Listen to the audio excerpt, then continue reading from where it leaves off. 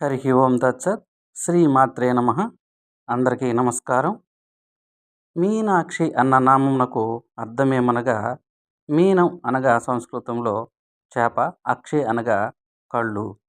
మీనాక్షి అనగా చేపల వంటి కళ్ళు కలది అనగా చేపల వంటి చూపులతో కన్నులు కలది అని అర్థం.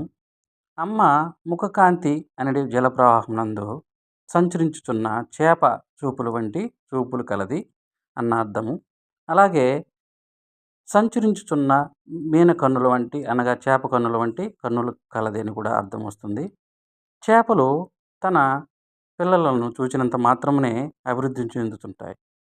తమ పిల్లలకు పాలు ఇచ్చుట, పెంచుట మొదలగు కార్యక్రమాలు ఏమీ చేయనవసరం లేదు.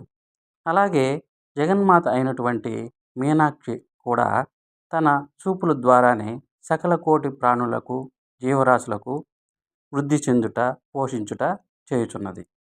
దీనిలో సంస్కృతంలో కూడా మీనస్యే వీక్షణం యస్య ఇతి వా మీనానాం వీక్షణ మాత్రే శిశూనాం అభివృద్ధి అన్న వాక్కు కూడా ఉన్నది.